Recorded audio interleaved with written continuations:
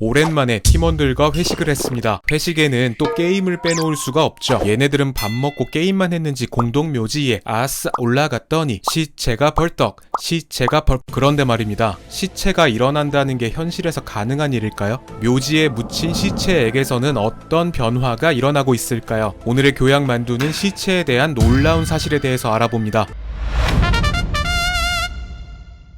사람이 죽으면 피부가 귀신처럼 허옇게 질려버립니다. 바로 이때 시반이라고 해서 몸에 검붉은 색의 얼룩이 생기는데요. 살아있는 사람의 심장은 밤낮 없이 펌프질을 하면서 온몸에 혈액을 돌게 하죠. 그런데 심장이 멈추면 중력의 영향을 받은 혈액이 가라앉게 되고 피가 없는 쪽과 있는 쪽의 피부색이 달리 나타나게 된다는 것입니다. 일반적인 시체는 대개 눕혀져 있기 때문에 등 쪽에서 이 시반을 관찰할 수 있고요. 사람이 죽어도 각막, 골수, 심장 판막 등은 15시간까지는 살아있기 때문에 시체에서 경련 같은 움찔거림이 관측된다고 합니다. 때문에 18세기 독일에서는 죽은 사람들이 실룩거리자 확실히 죽었는지를 알기 위해서 시체를 안치소에 모아놓고 썩기를 기다렸다고 하죠. 시신의 부패가 빨리 일어날 수 있도록 불을 피우고 혹시 살아 움직이면 알아차릴 수 있게 발목에는 종을 달았다고 합니다. 여러분, 혹시 죽은 사람이 똥을 지린다는 지리는 이야기를 들어보신 적이 있나요? 사람은 죽고 나서 2-3시간 내에 턱관절부터 팔, 다리까지 점차 근육이 굳는 사후 경직이 일어나는데요.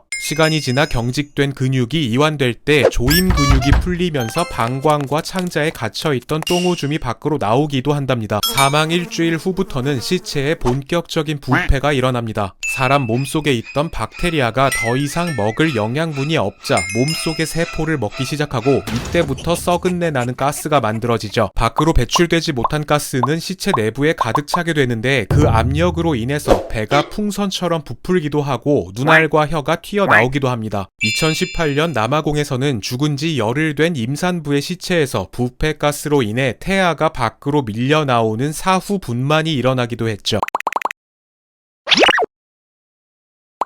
18세기의 영국에서는 다른 사람의 시체를 훔치는 것이 범법 행위가 아니었습니다. 시신의 손가락에 있는 반지를 훔치는 것은 범죄였지만 손모가지를 잘라가는 것은 범죄가 아닌 아이러니한 상황이었던 거죠. 당시 의학의 중심지였던 스코틀랜드 에든버러에서는 교수들이 저마다 해부학 실습실을 운영했고 곳곳에서 유학생들이 몰려왔는데요. 국가 차원에서 범죄자, 고아, 신원 미상의 시체를 대상으로 해부를 허가했지만 해부 실습용 시체인 카데바의 수요가 대폭발하면서 수요가 공급을 뛰어넘는 상황이 발생하죠. 카데바가 간절했던 의사들은 시체를 납품해줄 전문 도굴꾼들을 고용합니다. 시체는 한 구당 약 7파운드, 도굴꾼들의 수입은 일반 노동자들의 10배에 달했죠. 한 가지 조건은 해부에 쓰일 수 있도록 싱싱한 시체여야 했다는 것이었습니다. 그러니 해부학을 배우고 싶지만 흙수저인 의사들은 한밤중에 곡괭이를 들고 따끈따끈한 묘지를 직접 찾아 헤매야만 했죠. 사람의 질병을 연구하고 치료하기 위해서는 인체를 꼭 살펴봐야 했던 만큼 예로부터 의사들은 시체에 대한 찐 광기가 있었는데요. 영국의 의사 윌리엄 하비는 시체 해부가 법으로 정착되기 전에 가족이 죽으면 오전에는 그들을 해부하고 오후에는 매장을 했다고 하고요. 외과 의사였던 존 헌터는 평소 자신이 관심을 가졌던 2m 50cm의 거인이 죽자 장의사를 매수해서 그의 골격을 표본으로 만들었다고 하죠. 다시 18세기로 돌아가서 시체 도굴꾼 중 가장 네임드는 윌리엄 버크와 윌리엄 헤어 이 두 명이었습니다. 이 미친놈들은 유명 해부학 교수와 결탁해서 신선한 시체를 공급하기 위해 10개월 동안 16명을 살해했다고 합니다. 추후 덜미를 잡힌 버크는 교수형에 처해졌는데 죄에 걸맞게 그의 시신은 해부용으로 제공되었다고 하죠.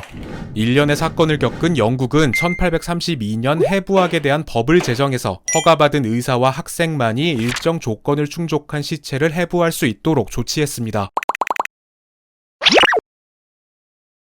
1899년에 자동차 사고로 인한 첫 사망자가 나오게 됩니다. 경각심을 가지게 된 생체공학자들과 자동차 제조업체들은 자동차 충돌에 대한 인체 안정성 테스트를 실시하게 되는데요. 충격적이게도 이 당시 테스트에는 운전석에 사람 대신 시체가 앉았다고 하죠. 인체가 얼만큼의 충격을 견딜 수 있는지 알아보기 위해 죽은 사람들에게 온갖 끔찍하고 위험한 실험을 가하는데요. 안전벨트를 개발할 때에는 운전석에 끈으로 동여맨 시체를 언덕에서 밀어버린 후에 파열된 내장이 있는지 샅샅이 살피기도 했습니다. 외상 저널에 실린 기사를 보면 이 시체 실험 덕에 자동차 안전장치가 개선되어서 1987년부터 매년 8,500명의 생명을 건지게 됐다고 하죠. 이쯤 되면 그저 가치. 당연히 현재는 인권 문제와 더불어 시체 공급의 어려움으로 시체 대신 사람 모습의 더미를 이용하고 있습니다. 오늘날 시체에 대해서 가장 활발한 연구를 하는 곳은 시체 농장이라고도 불리는 미국 테네시주의 인류학 연구소입니다. 사방이 철조망과 울타리로 둘러싸인 3,600평 규모의 공간에서 어떤 시체는 땅속에 묻히고 어떤 시체는 자동차의 트렁크 속에 있는... 왜 이러는 거... 또 시신에 비닐을 씌우기도 하면서 살인자가 시체 처리를 위해서 할 만한 모든 행동들을 실험하는데요. 이 모든 실험의 이유는 시체가 여러 환경에서 어떻게 부패하는지를 알게 되면 사람이 언제 어떻게 죽었는지 정밀한 판단이 가능해지기 때문입니다. 시체 농장의 창립자 베스 박사는 1977년 변사체 발견 사건의 고문을 맡았었는데 변사체의 성별, 인종, 나이, 신장까지 맞췄지만 사후 경과 시간을 궁예하는 데에는 대실패하고 말았습니다. 연구의 필요성을 느낀 박사는 시체 농장을 설립했고 현재는 전 세계에서 몰려온 곤충학자와 법의학자들에 의해서 활발한 연구가 진행되고 있죠. 시체 농장에서 연구되는 시체들은 전부 과학 수사의 발전을 위해서 스스로 기증한 것이며 현재는 이곳을 제외하고도 9개의 시체 농장이 더 건립됐다고 합니다. 자 여러분, 아직 팔팔한 청춘이긴 하지만 언젠가 우리 모두는 시체가 되고 말겠죠. 그런 의미에서 여러분 살아있는 동안에 좋아요와 댓글 부지런히 부탁드립니다.